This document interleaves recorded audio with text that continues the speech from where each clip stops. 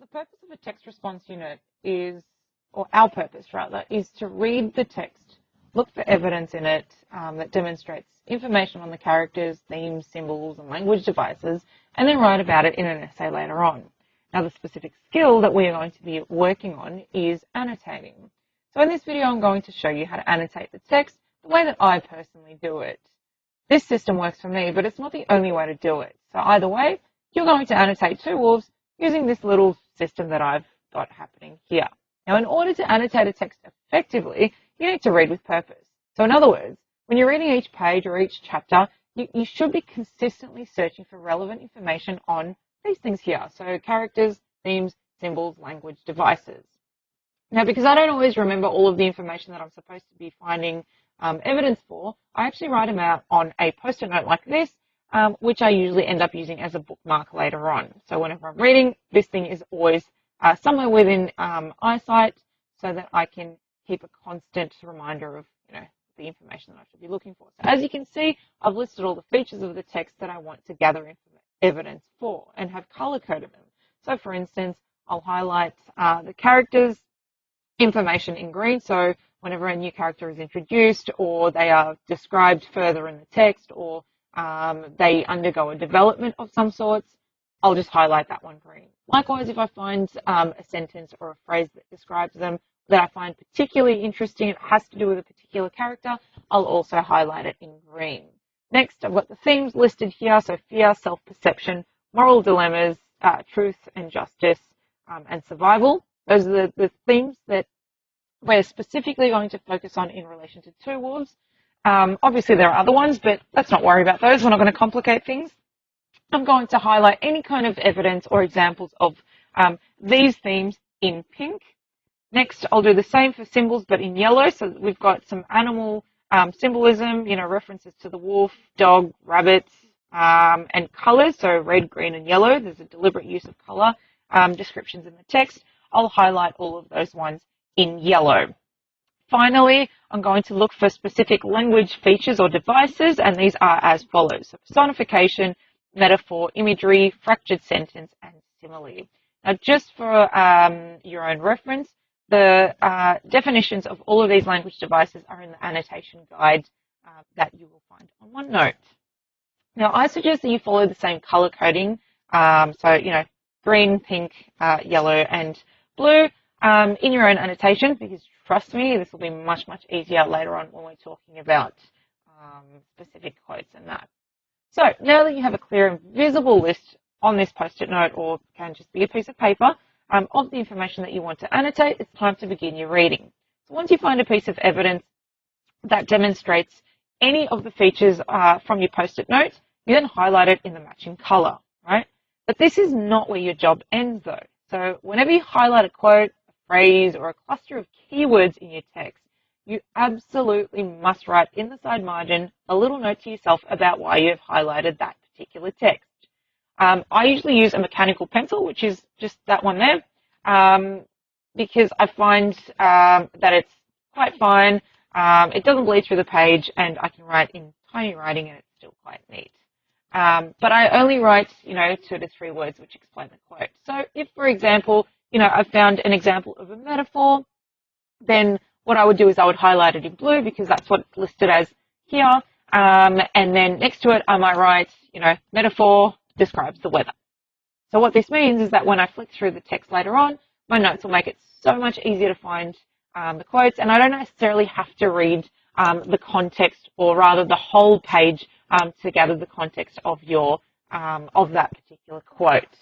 Now, one other thing that I do that makes it really, really easy to track down quotes really quickly and easily is to use these little plastic film tabs on the pages where I've highlighted a quote. So, for example, all the tabs that are green indicate that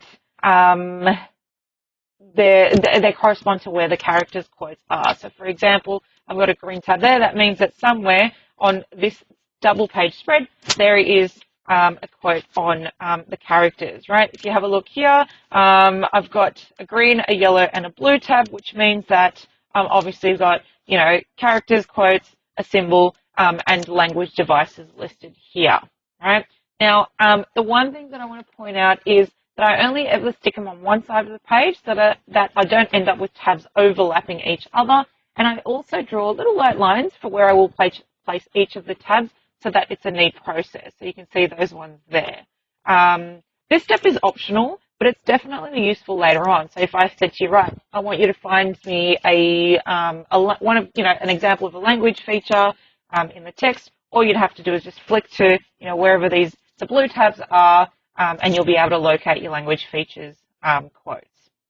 Now, I've already annotated chapter 1 in using this little system that I've just outlined for you. So I'm going to read through each page of chapter 1, and super simple because there are only like 6 pages. And I'll show you how I've done everything that I've explained to you this far. Right, so here we go. Chapter 1.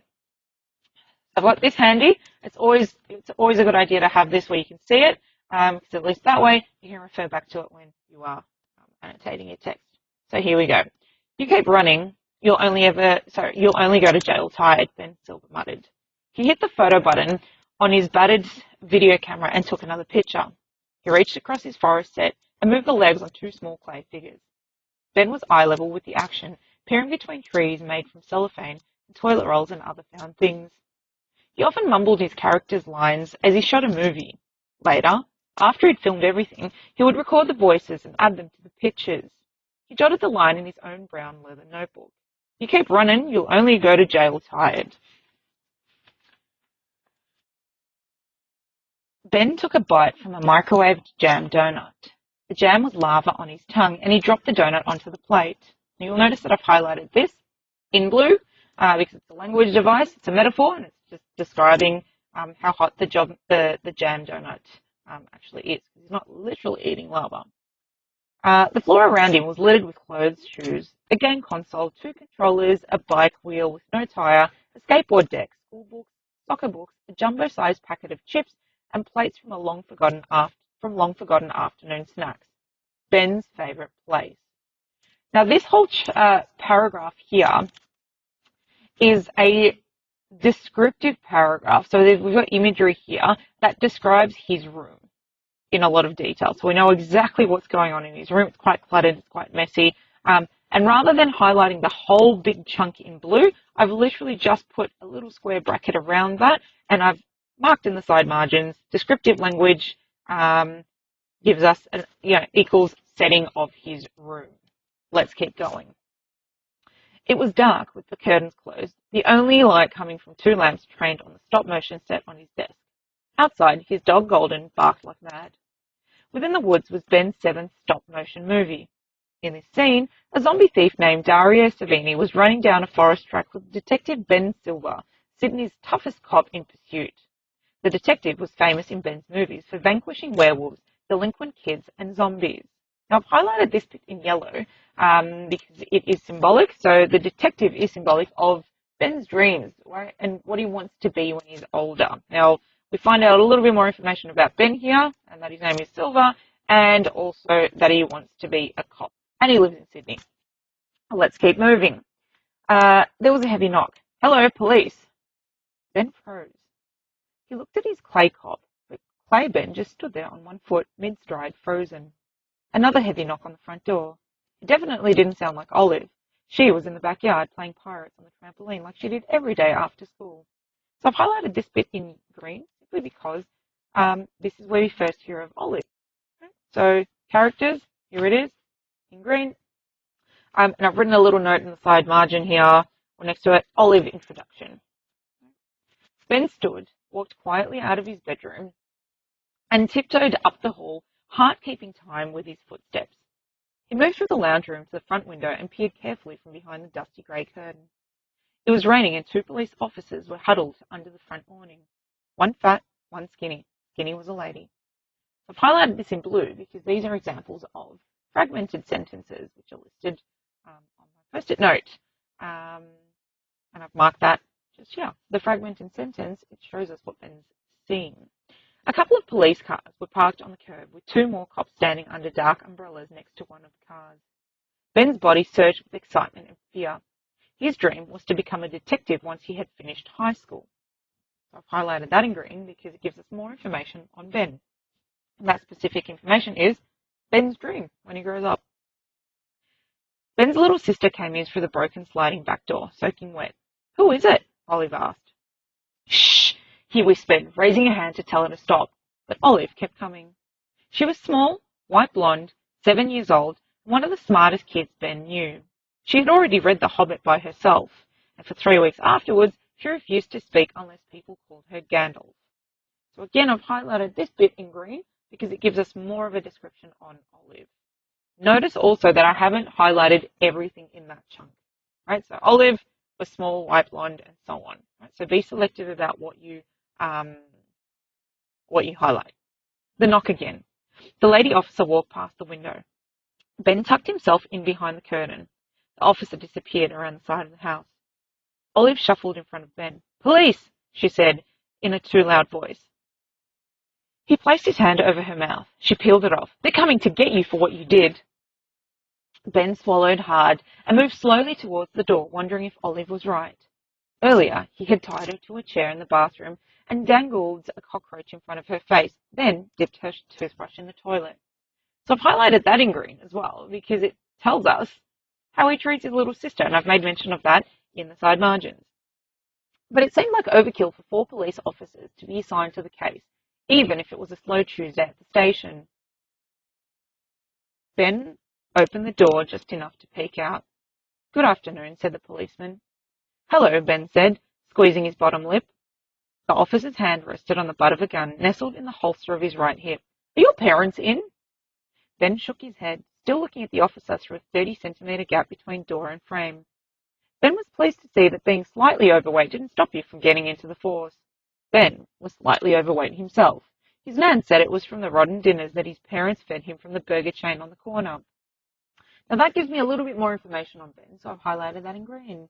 And I've actually said here, Ben is fat and not properly looked after. Right? So we know that he's overweight because of this. Can you please tell me where they are? The murmur of the highway nearby and the low hum of the tall electrical tower in the empty block across the street filled the space between them. At work? Are you sure about that?